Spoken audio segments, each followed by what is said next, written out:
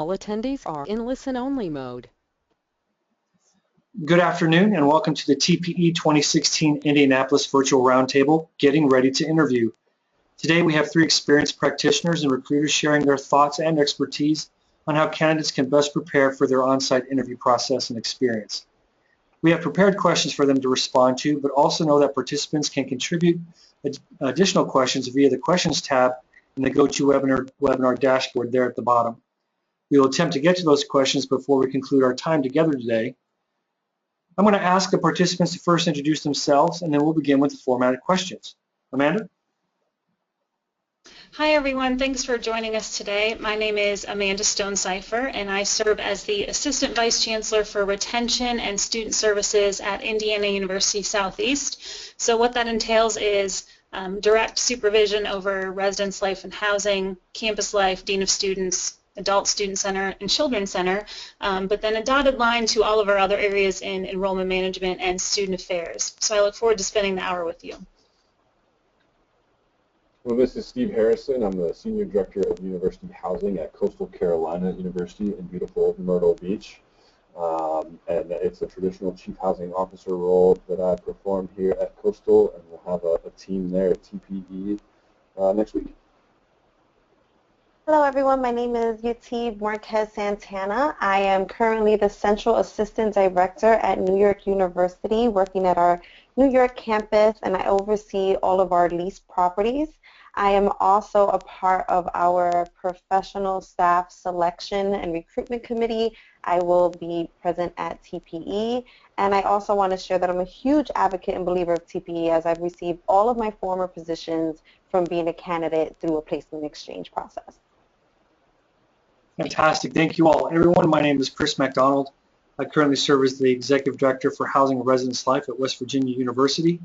I'm also the co-chair for Educational Resources with the Placement Exchange. I've been on the TPE committee for the last 3 years now and have participated as a recruiter since TPE began in Boston in 2008. We're going to go ahead and begin with our formatted questions. The first question: how can a candidate best prepare for interviews prior to arriving at TPE? Well, this is Amanda, and I will go ahead and give you some thoughts. The best thing that candidates can do is spend time and carve out intentional time to research every job and every school that you are applying for or that has reached out to you as a candidate. And the research has to be intentional, and I'll probably say this again later, but hear this out, is that schools like to hear about themselves. And so you have to go into each interview really knowing about their school and knowing a little bit more than just their mission statement. So what that means is if you're applying for a job in student activities, figure out their organizational chart. Who do student activities report to? What is their structure? How do they connect with other departments in the student affairs division? So really do your research to find out where that unit is situated within the university. So research the school, find out about their student body, go to the student newspaper website if they have one or online, see what the current issues are on their campus. You can always Google the school as well to see what hot topics are there. Some of those you don't want to touch in an interview, but you want to be knowledgeable about what that campus is facing in terms of their community and relationships with the community and the institution. So always do your research. And if you know people at that school, it is appropriate, depending on your relationship with them, to call and ask them, why do you like working here? So you can find out firsthand why folks enjoy working at that university. The other thing I would say is prepare questions that you have.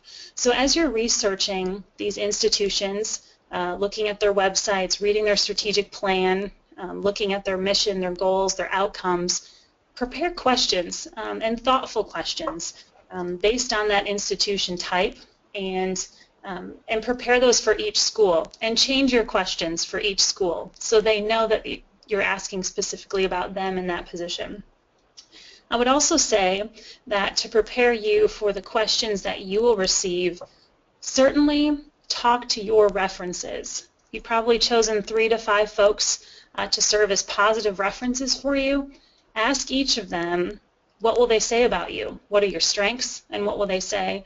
If an employer asks you about your weaknesses or areas of growth, find out what your references will say, because you want to be congruent answers with what your references will say, and then you can speak to those in an interview. I would also say, and then I'll wrap it up and pass it to my colleagues, is 2 final things. Always ask for their business cards, right, when you're in an interview. And the other thing is to fully prepare. Make sure you're able to ask very good questions of them, but fully prepare any questions that you think they will ask you. So rehearse those answers, but you don't want to sound too rehearsed, but you want to have good examples. So if you say, well, I did great programming, well, give 1 or 2 examples of what a great program looks like, how it was accomplished, and the outcomes that were achieved. Those things you can prepare ahead of time. Yeah, that was a super good answer, Amanda. This is Steve.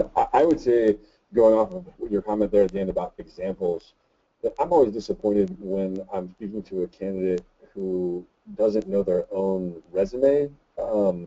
You know, when we're asking questions and we're trying to get to know a candidate, I would suggest that as you prepare, remind yourself what you've done and have those examples that Amanda alluded to, because if we can see, oh, not only have you done this, but you told us specifically what you've done, and, or something caught our eye on your resume, and you don't connect that thing on your resume to the thing that we're asking about, or something that is unique about you to a value that we clearly espouse as an institution or as a department, I kind of leave that interaction wanting and wishing there was something more. So I would only add or re-emphasize, know your own resume as you get ready to interview.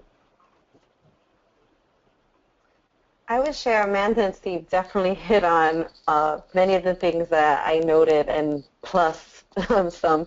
But I would say the other thing is that times really has changed. My first TPE was when I was 10 years ago in 2006, and back then pre-scheduling interviews in advance really wasn't a thing. Majority of the interviews were scheduled by sending notes, putting it into the institution's mailbox, and requesting it, and then patiently waiting at your mailbox hoping to get a first round interview.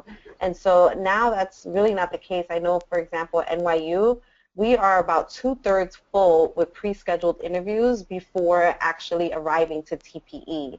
So as many as you can in advance, the better, and that way it doesn't come to a point where you submit a request on site and we say we are interested in your candidacy, we don't have any more space. However, we can pursue a phone interview, and let's be honest, we all do better interviewing in person versus the phone. Very good. Thank you very much. I won't add anything to that. Those are fantastic responses. The next question: what can candidates do while at TPE to feel fully ready to interview? Steve? Yeah, this one is, I feel like the answer to this is so unique to the individual human who might be a candidate, but so I guess I'd start there, which is one has to know themselves. You have to understand what you need to be ready, and I'll come at it maybe from a more personal wellness end than kind of the last minute reviewing who the institution is, preparing your questions and all that kind of stuff, which is critically important. But just in terms of pacing oneself, I mean, what Yettieve just referred to in terms of making sure you've booked as many interviews as possible, I would agree with that. And also say that if you're a person who needs a little time between conversations, you have to be aware of that and schedule yourself appropriately, and talk to, as Amanda responded to in the first question, talk to references or mentors, people you know about who've had this experience before, and understand, based on what they know of you and what they know of the process, what should my day look like?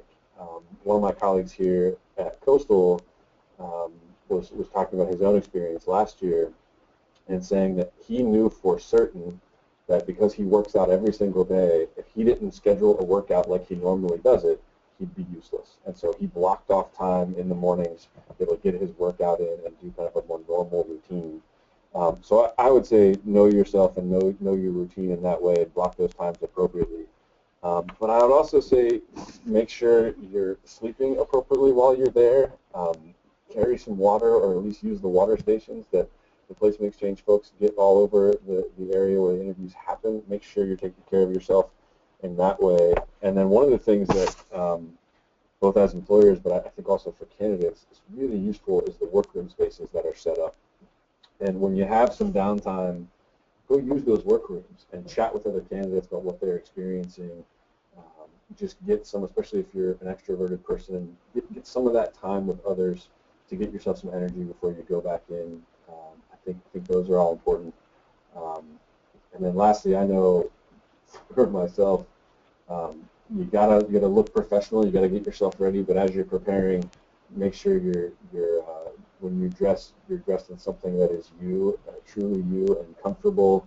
Hopefully, don't look informal, but don't try and do a power suit. Get yourself into professional dress that will not make you feel uncomfortable the entire time you're spending the whole day running around.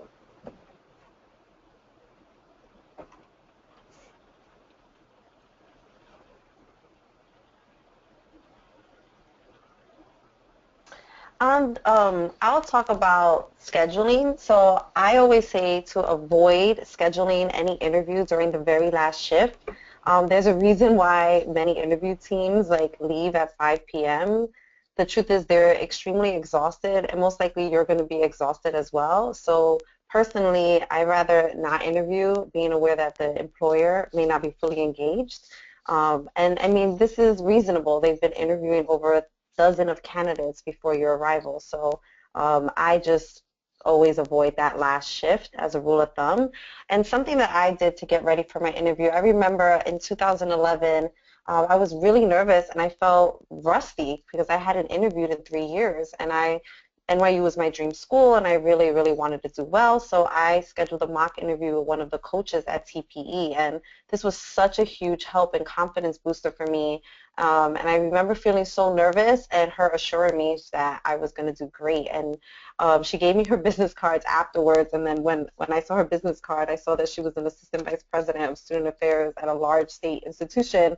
And I was just like, wow, I can't believe this. Like, my coach this whole time was just so genuine, so natural, so helpful. She has this huge, senior student affairs officer position, and she was really able to instill the confidence that I needed to do well. So definitely utilize your resources. And I would just add a couple of things, and I'll probably be a little bit super practical and kind of go where we want to talk about sometimes, is to echo what Steve said, obviously getting enough rest, and whatever rest that is for yourself, and also eating food that will fuel your body. And I know when I'm stressed and tired, I typically want to go for junk food, but that doesn't make me feel my best. And so being intentional about those things while you're there. And in order to interview and be so confident when you interview, we have to feel our best. And so as Steve mentioned, plan ahead everything that you're going to wear. And maybe, I don't want to make it a gender thing. I know women, sometimes we might do that more, but definitely plan ahead everything. And what I mean by that is get some feedback from somebody that you trust. So when you're in that outfit, whether it's a suit or professional wear, I want you to sit down in it in front of a mirror and see how it lays, and see what opens up and what doesn't, and how it looks as you're sitting, because you'll be sitting down during these interviews, because you want to feel your best and feel confident. You don't want to show up to an interview and then realize something's going on with your outfit that you could have worked on earlier. So have a really good friend and colleague be honest and direct with you in those ways. The other thing is, this is my own personal tip, is pack throwaway toothbrushes. They're very handy. They help you feel refreshed if you eat or have a snack before an interview, and it just helps freshen everything up before you go interview. I know interviewers will be grateful for that as well. Thank you all. Those are great points. Thanks to Yettieve for also referencing the candidate coaches that you can find in the candidate resource area, the candidate workroom. They will be available throughout the on-site experience, and they're just like she expressed, really solid veteran folks that can provide you some great feedback and help you feel confident. A lot of the resources that you might need, including maybe even a toothbrush, can also be found there. It's amazing some of the things that we collect to make sure that we have on hand for candidates during their time.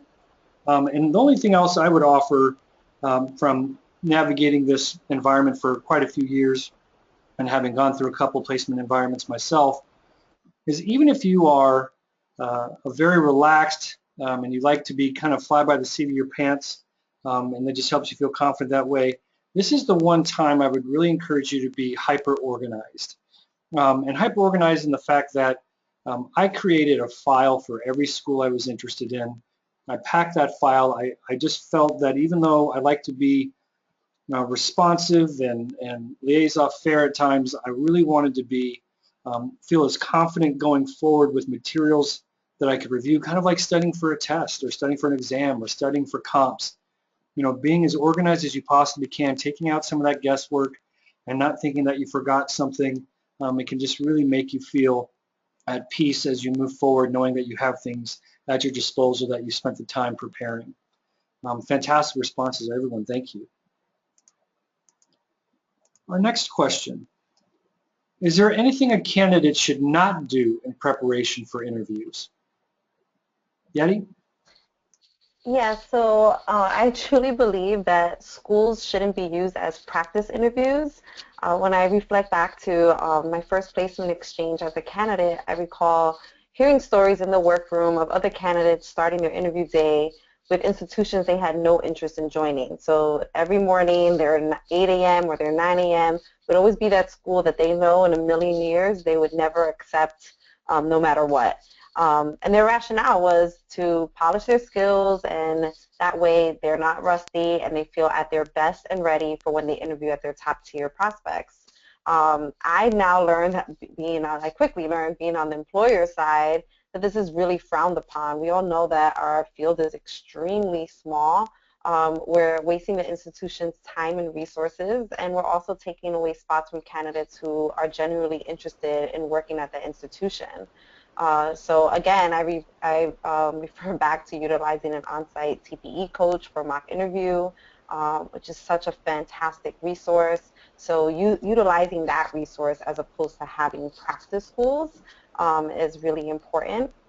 And then going back to, not neglecting the importance of self-care. So, I mean, it really does sound like common sense, but don't forget to eat, use the restroom, remain hydrated, network with your peers, and do some relaxation, confidence-boosting techniques. I remember one time being so nervous for interviewing at an institution that I went to the bathroom and I did the Superwoman pose, and I held it for 2 minutes because it shows that helps boost your confidence and you're more likely to perform better at an interview. And so I did it, and it worked for me, and I was able to really do my best at that interview. So know yourself, definitely self-reflect, and practice self-care. The only thing I would add to that, I thought this was a really interesting question when we received this about what not to do. And all I will say is beware of social media prior to interviews. In terms of, I've seen candidates in the past where they've followed me on Twitter or liked me, tried to friend me on Facebook prior to an interview. And that sends mixed signals, right, for everyone. I can't speak for every, employer, but I think it sends some mixed signals there. So I think just beware of that. Taking a look over all of your social media accounts and things like that, and maybe laying low for a while, depending on the types of things that you want to post about your experience at TPE. So that's all I would say is not to not do those things, but just be cautious. Yeah, I suppose the only thing I would add, because I think similarly to Amanda, it's like, what not to do. Yettieve mentioned with the idea of practice interviews, how small the field is. And so just like being aware of your social media conduct, I would just ask folks to be aware of their conduct on site, in the hotel, in the area around. Perhaps it should go without saying that one shouldn't necessarily go out partying in a big way prior to interviews happening and whatnot, but I'm always surprised every year to see people acting in a way that's inconsistent with what we espouse as our values as student affairs professionals, inconsistent with the way a candidate describes themselves when sitting across the table. I see them act a way, and then we get into the interview space, and there they are interviewing with a colleague at another school or even at our table. So I would ask folks just to be mindful that just like when you're in an on-campus interview, you're being evaluated all the time, and the profession is far too small to pretend like that's not the case. Thank you all for those responses. I do think it's also important, however, to recognize, especially in recent months, some of the more popular student affairs and related blogs have actually articulated some of these points and even been challenged by some of these points. And I think those are fair questions about, are we limiting people's sense of expression, asking them to be something that they are not, a lot of different challenges, and I think those are fair questions. I would only offer at this point, considering that a lot of the employers are maybe trying to navigate that as well, that you have to first be confident with what you're doing and how you're responding with either social media, how you're participating in social media, how you're being a part of the social environment, because it's highly social and it's wonderfully imbibing and exciting to be around so many people dedicated to doing what you're doing, and definitely fill yourself with that. Just be cognizant and be responsible, and only you can really define what's responsible for you. But I think those are all salient points. The next question: what should the responses to the common "tell us about yourself" or "why this position" questions include and not include? Okay, so as I mentioned before, I alluded to this response is even when the question, and this is again employer perspective, when the question is tell us about yourself, they're still asking about themselves, right? Like they want to know, tell me about yourself in relation to this position in our institution. And so preparing that answer is thinking about, tell us about yourself may look different for each position in each school that you're interviewing with. Because you want to connect that to them. And you want to give them something interesting about yourself, but maybe, not something totally, interesting that they go off on a rabbit trail and ask about those things. So, for example, tell us about yourself. You could talk about your graduate program or your current position, where you live, what you really like about it. You could highlight something about yourself that relates to something that they have at their school. So, for example, you could say, well, fun fact is I really like, rock climbing, and I know you have a rock climbing club on campus. When I looked at your website, I thought that was really interesting. It shows something about yourself and shows that you've done your homework and researched about them. So schools like to hear about themselves, especially in those opening questions, because it answers the question for them, do they really know us? Right? So they're trying to get to know you, but they want to know that you know them as well. The other question is, why this position? Again, this goes back to that first question that was asked, is do your research, know the school, and know the position, because that question should be really the easiest question you may have in the interview, is why this position. It's easy because you've done your homework and your research. So definitely talk about why this position at their school specifically. So for example, there are live-in residence directors all over the country, and you could give a very canned answer about why you want to be a residence director. I love supervising RAs, I like programming, on and on and on. But why this position at their school specifically? Relate it back to their mission, relate it back to maybe they have a signature programming event that they do every year, and relate it back to that. So you definitely want to tailor those questions to the school.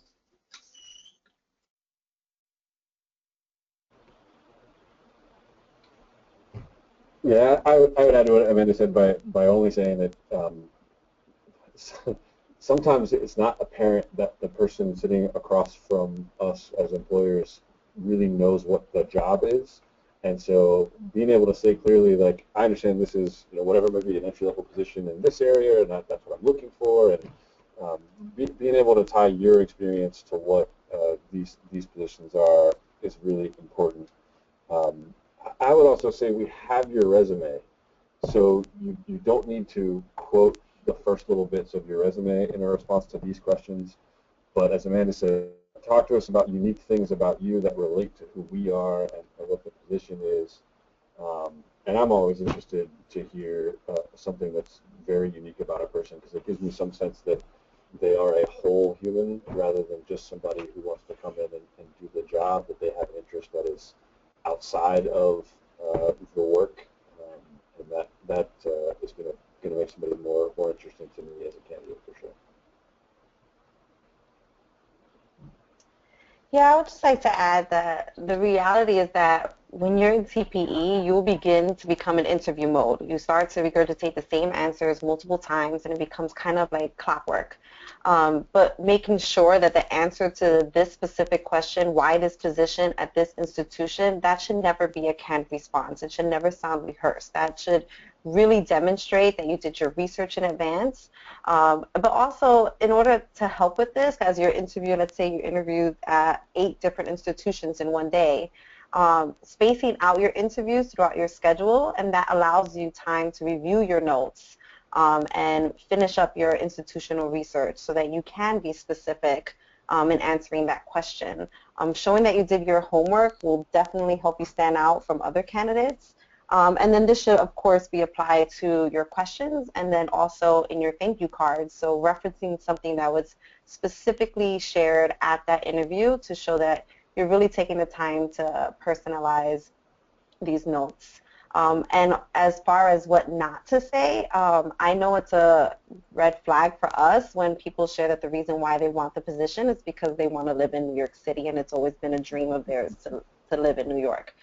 So, definitely avoid answers as such.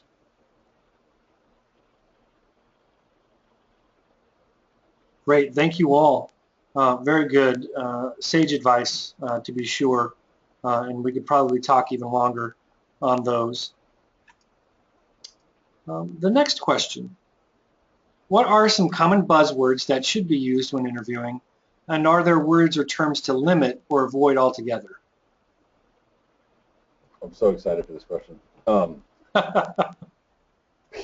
People should remember to say thank you. They should remember to say hello. They should remember to say please. And honest to goodness, after that, no, please don't do buzzwords. One should not try and play interview bingo. And speaking from an employer perspective, it is so obvious when you're just trying to cram in everything that you think we want to hear, or you're reciting, I don't know, parts of your student development theory book or whatever it might be. There's a lot of overlap between what the various institutions say are their values, and there's a lot of things that are consistent within our work across many campuses. And especially when those things are important to you, you should speak to those things. But just if you're being authentic and if you're appropriately prepared, as has been described before, those things will be part of your natural response to things, rather than walking in and trying to make sure you hit all the important vocabulary words. So I would ask the folks to think of it that way. And then there are things like, as you're doing, hopefully, mock interviews, as you're talking, as Amanda suggested, to references, and the mock interviews in the coaching room that Yettieve talked about, ask those folks for advice about saying how to frame what you actually mean.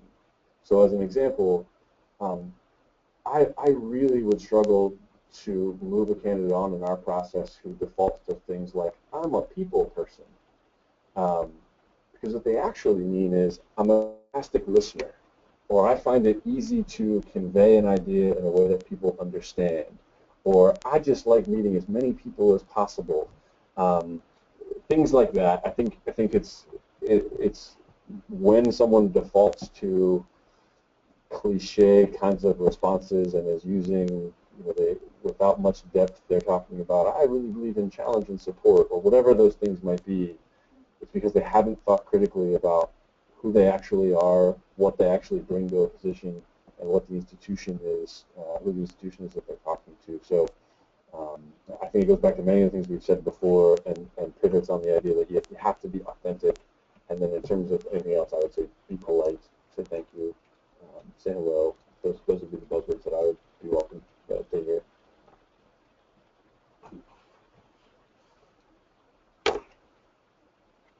would say for me it's, again, not necessarily the buzzwords because then those don't appear authentic and they definitely don't come off genuine. And as being on the interview side, we've definitely picked that up. But for me, things that I look for that I like to hear is your passion for promoting and clearly articulating your work by providing concrete examples in relation to your work with diversity, social justice, inclusion, dissecting power and privilege, and recognizing that these words are not synonymous. It's often surprising how often people use diversity, social justice, and inclusion as if they're the same word, and they're really not. But then they'll say that they're super passionate about these issues and can't provide any concrete examples on their work within this area. Also being knowledgeable of student development theories where it's not just scripted, I memorized this definition from a textbook. When we ask this question, using theories and supervision theories that are beyond just challenge and support, it's like 90% of the answers that we hear when we ask, like, what theory do you apply? It always revert back to challenge and support. Or if not, then they sound incredibly scripted. And being intentional in your approach with students. So not necessarily throwing out the buzzwords as like learning outcomes and assessment, but showing that you're intentional, that you create a programmatic curriculum based on the trends and needs of your community, and that it's important for you to assess them so that you can continuously meet their needs and only enhance your approach. And I think that that can be demonstrated without just throwing out words. Well, I would like to definitely echo what my colleagues said, and I think that word passion and what we're passionate about can become a buzzword if used too many times in one interview, meaning if you're passionate about working with students on one level and passionate about this, if it's overused, it can become a question mark if you don't back it up with examples. So that's one of those words that we often hear, but we want examples, just to echo what was said before. The other thing, it's not necessarily a buzzword that should be used, but it's more of a holistic approach. I mean, we're in this field and in our roles to serve students, and our answers should reflect that, and our approach to our work should reflect serving our students. And so less about me and I, and more about we, and how do we serve students together as a team in that approach. And that for me as an interviewer is a positive buzzword and positive buzz kind of theme when I hear candidates talk about their willingness and desire to serve students through, whatever avenue that is, depending on the position. Great, thank you all. Our next question: what are the best ways to leave a positive first impression while in an interview?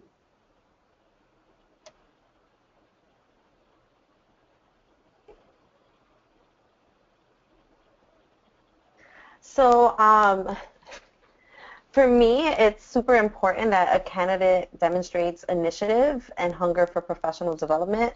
The truth is, I interview at least 50 candidates a year for our building leadership team positions here at NYU. And the responsibilities of their current role or their previous roles are very, very similar. So I want to hear about your experience that makes you stand out, and that's where initiative comes to play. So have you shared experiences in leadership roles outside what was required by your position?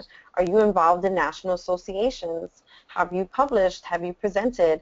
Did you take any additional committees at your institution beyond what was expected in your role? So if you're required to be on one committee, but you were really passionate and wanted to take on a second committee, or you chaired that committee and really left your mark in that way, those are the things that are going to stand out to me. How have you left your legacy? Were there systems or policies or programs that weren't in place and that you were innovative and you creative, and now that you will leave, they will continue beyond your time at that institution? So those are the things that are really, really memorable for me.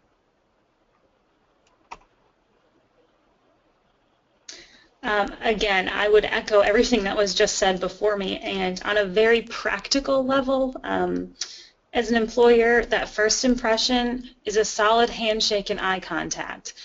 There's nothing that really can replace that. And so again, as I mentioned earlier, find a friend, a colleague, a mentor, a supervisor, and have them evaluate your handshake.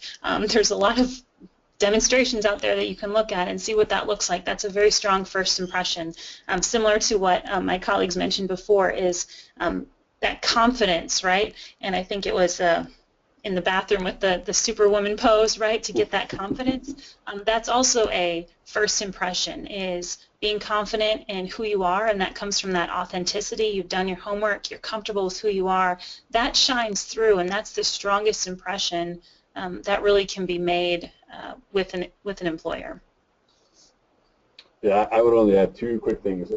Number one, every single one of us brings a certain level of experience and therefore expertise and our own unique something to a role, and be confident and try to find a way to convey that and be comfortable with who you are.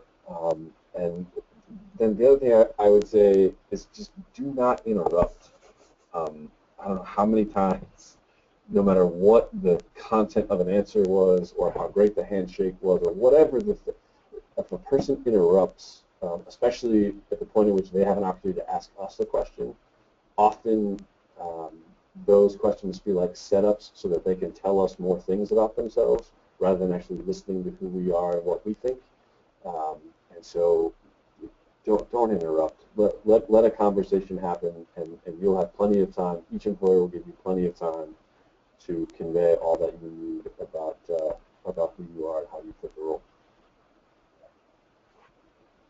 Those are all great tips and great pieces of insight. I would also offer that I like enthusiastic people, and you don't have to be an extrovert to be enthusiastic about what you do. I've often shared with staff, whether it be professional or grad, that if you have a great attitude, I can teach you to do anything. And so when you leave, make sure that you feel like you've communicated what you feel like you're capable of doing, not just what you have done, because even though there'll be a lot of similar experiences, there's lots of variables in people's experience. I just want to know that you're open to explore and learn new things, even if you have no concept of what type of my institution might be, because you've worked at a small school and I work at a large school, or vice versa. You know, that preparation we've been speaking about this entire time will show me that you have an enthusiasm for becoming a part of what my institution has to offer, and you want to become an integral part of that. So the positive first impression for me is people are really enthusiastic about what they do and open to doing it very well, no matter where that happens to be. That concludes our formatted questions. We do have some additional questions that have been submitted, and I encourage our participants to continue to add to that. Again, and you can do so in the question tab in the GoToWebinar dashboard. Our first question comes from James. I think it's a great question, a very simple one and practical, as Amanda might reference. Can you have notes about the institution and the position in front of you at TPE? I would say heck yeah. Oh, go ahead, Steve. Yeah, I would just say I would find it odd maybe if you didn't, like to the point that Yettieve made at one point, that you want to have, I don't remember specifically what it was, but tailored questions, and that we want to know that you prepared and you know us. Like, I just have those things in front of you. I know as an employer, we usually say something like, hey, if we break eye contact with you, it's because we're taking notes. We want to hear what you've said. So that's a two-way street. You want to be able to walk away and remember it, either by taking notes or having pre-prepared things in front of you. I would say, heck yeah, be ready with whatever you need to perform at your highest level. Yeah, I would just also, what I did, in the placement exchange I went through was way before TPE, but it was something very similar. What I did was almost have a one-pager in my, padfolio or whatever I was carrying at the time, almost like a memo in terms of what the school was, what the position, if I knew in advance who I was interviewing with, what their names were, and then my list of questions, you know, some overview of the school, and then my list of questions, and then also room at the bottom for me to also take notes. Because I also want a candidate who may be writing down something brilliant I say, right? That they will want to write down, because they may reference that later, because they never, you know, you may have a second interview or an on-campus interview, and those things that those interviewers tell you in that time with them can come back to really help you. So you'll also want to take notes, and I'm a proponent of that. I don't know if anyone else would agree or disagree. We have, as employers, I would imagine it's true for all of us, we have a pre-built set of questions with space to record your answer and a place to kind of write some summative thoughts. So that idea that Amanda just shared of having your own pre-built one-pager for every institution where you can be consistent in how you approach the interview makes a ton of sense. The other thing I would say, much like dressing in a way that's professional but comfortable and all those things, if you're a person who takes notes in kind of a hardbound notebook, bring that. If you use the Padfolio, bring that. I take a lot of notes on an iPad, so I would have my iPad in front of me, not like set up with a keyboard or anything, but I'd have that so I could have my note app in front of me, and I actually use it with a stylus and write on it more like a piece of paper. So do what's comfortable for you so that you're not having to fumble through and learn on the go. Be yourself in the interview space in the same way that you are in a meeting or somewhere else. I totally 100% agree, and I think that it also speaks to the employer as well, that they're open and accepting to diverse learning styles. And so if you're more of a visual learner, I know many institutions that provides the questions during that session so that you can actually read the questions if that's easier for you to comprehend and process, to perform better and be yourself, as opposed to just hearing people talking around a table and being asked questions and having to answer it from that perspective. So I do think that that's also a reflection on the employer, to being open to that. And we've never, in my 3 different institutions, that's never been an issue to have those notes at hand. Fantastic, thank you. The next question comes from Richard. If the interviewer asks you what your salary is, what might we recommend sharing, whether the salary that I currently make or the one that I would like to make? And I'll just begin by saying, I've been interviewing people at placement exchanges or similar environments for 15, 20 years, and I will offer I've never asked anybody a salary question at a placement exchange, so I don't know if that'll come up. I don't know if our panelists will have a different experience.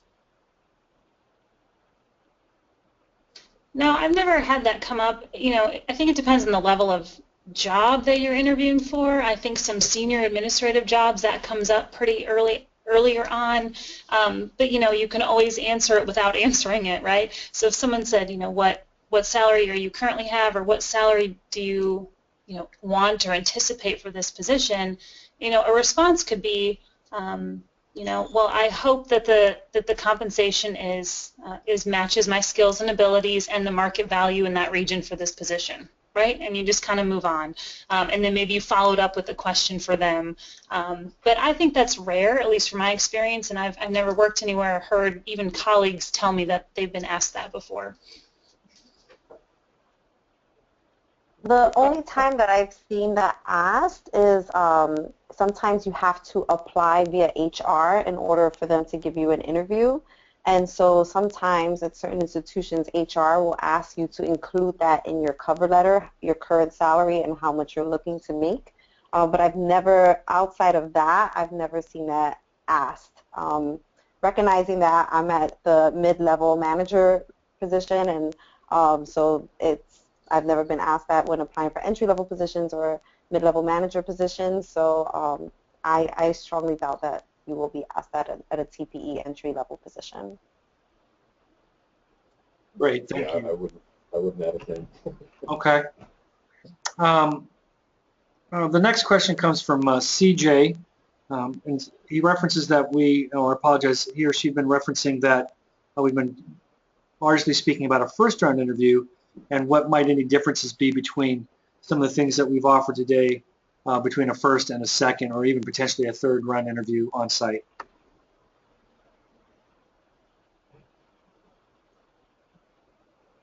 I think Amanda mentioned earlier, with that kind of one-page idea, that the information that you gathered from your first round of interview is important to share. Make sure that they know you were paying attention in the second round interview. I don't know. Chris, going off of something you said earlier in terms of enthusiasm, I always like it. There's some implicit, if you've been invited back for a second interview or a third, implicit in that is they liked you a little bit, and they want somebody else at the institution to meet you. So you did well. So have a little confidence and enjoy the interaction. Sometimes I've been, as a director in our department, I've been a person for a second round or a third round where, to some degree, the conversation switches, and I'm being asked to pitch our institution and do a little bit less in the way of interviewing the person because we think they're right for us. So, still be prepared, be entirely professional and all of those things, but in a second round, the conversation is going to have, there's going to be more detail. There's going to be hopefully different and more specific questions. But I think one can enter a second round conversation feeling really good that what you did the first time around was positive, and more of that is probably the right way to go. Very good, thank you. Next question actually is also from CJ. Is it better to leave a thank you note in their box or mail it after the conference? We might want to address that being electronic or paper.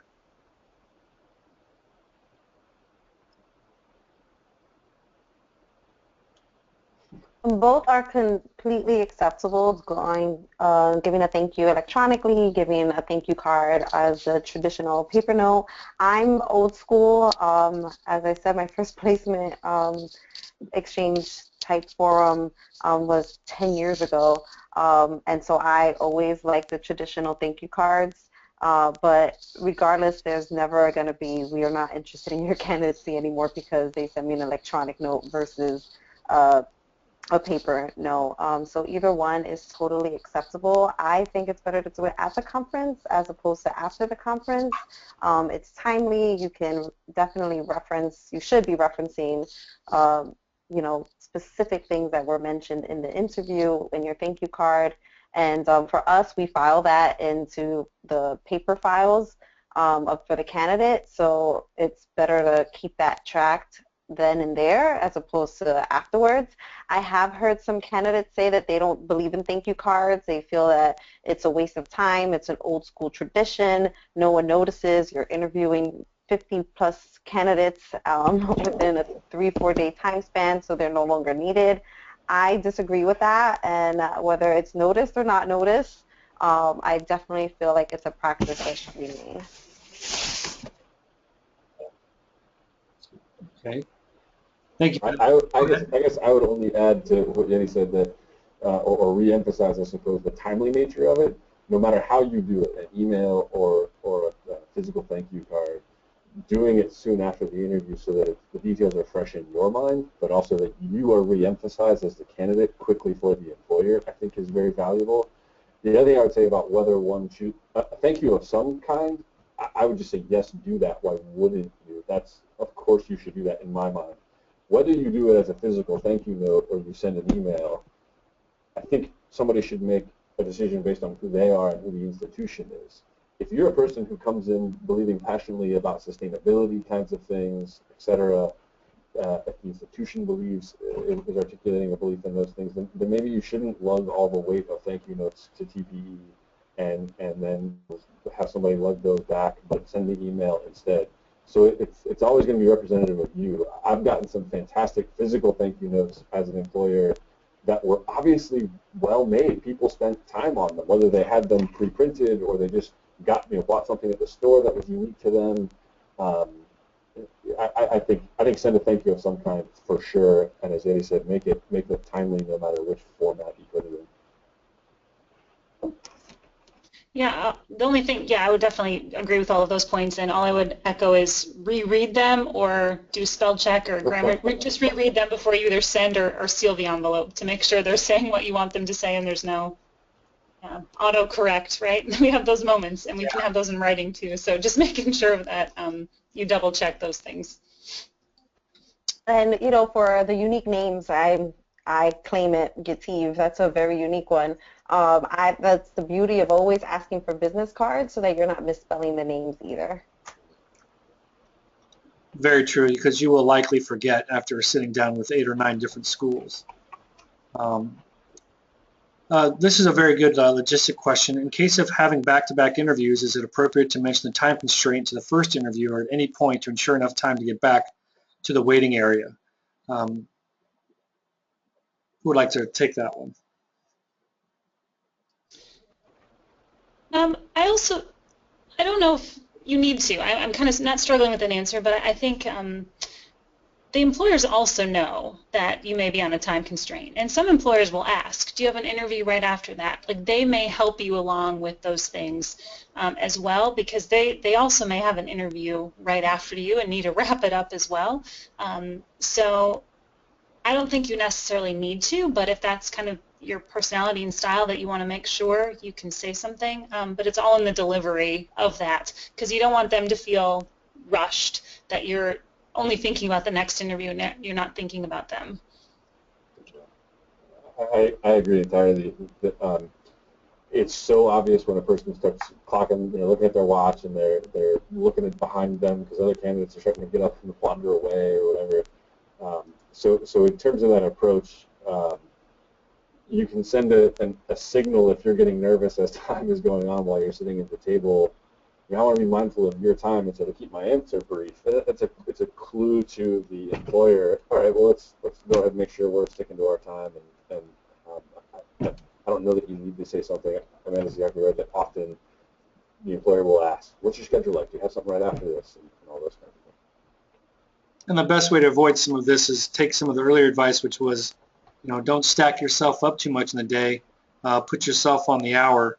I know when I do recruiting, I only schedule hour-long interview slots just for that in case, even though it might only be 30 minutes plus. I'm trying to make sure that there's good room for good conversation or room for transition for the candidates or ourselves. Next question. If I have had several phone interviews and already am struggling to be comfortable and authentic. Any advice?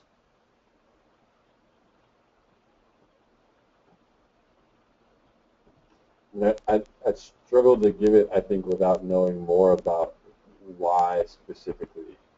So maybe this is a person who needs some of those mock interview kind of circumstances and talking to a mentor or a colleague about, when I get this particular question, I'm struggling, or I want to convey this about myself, but it feels forced, and so how do I do that better?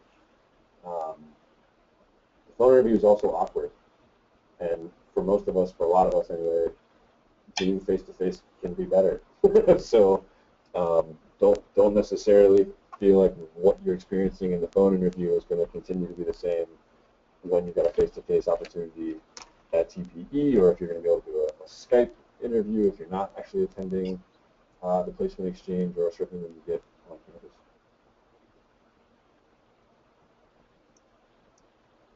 Yeah, I would echo what Steve said. That's tough, not knowing the individual or the context for that question.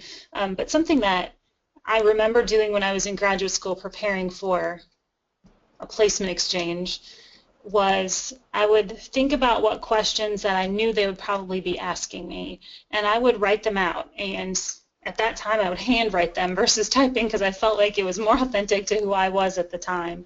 And I would write them out, and then I would say it, and then really think, do I believe what I'm saying? Right? I think it goes back to that question: is what I'm saying authentic, and do I believe it, and do I own it? And that's more of an exercise and a reflection exercise that we all can do no matter when we interview next, is am I really believing what I'm saying? Is this true to who I am? And if it's not, thinking of a different example or something different. So I would encourage, if anyone's feeling that way, finding a mentor, a supervisor, one of your references that you've asked to be a positive reference for you. Talk to them about that, because I think those would be your best cheerleaders to give you the confidence that you need to really feel authentic, whether that's in a phone interview or in person. Wonderful, thank you. We'll do this as the last question, then I have a final question. Is it appropriate to share physical or tangible items that display a unique skill like marketing or media skills that have been created in current roles?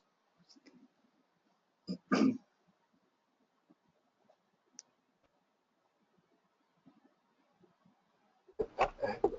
hesitating a little bit because I feel like context matters. I guess Me it. too. Yeah. I guess it depends on what one is applying for and what the thing is. Like, you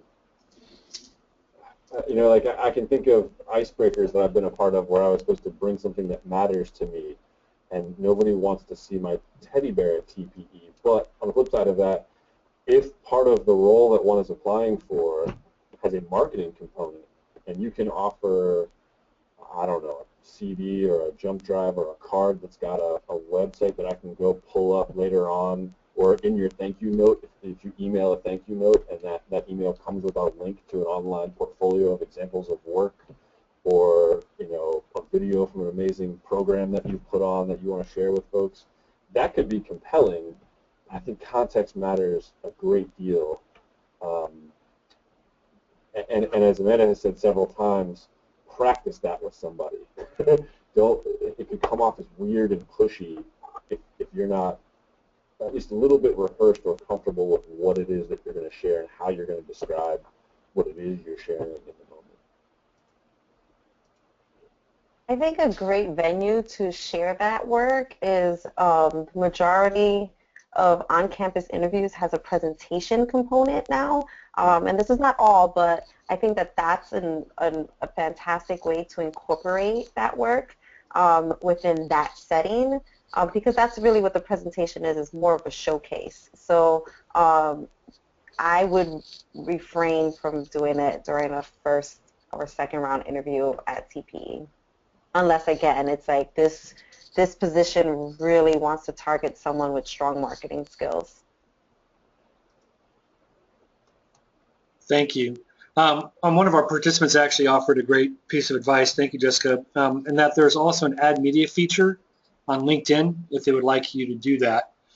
So that's a great offering, you know, including if you're a blogger or if you've created some websites and things like that that support the different areas of your professional work, include that in your documents and feel free to reference them as a question, excuse me, as an answer to a question or potentially in your thank you note.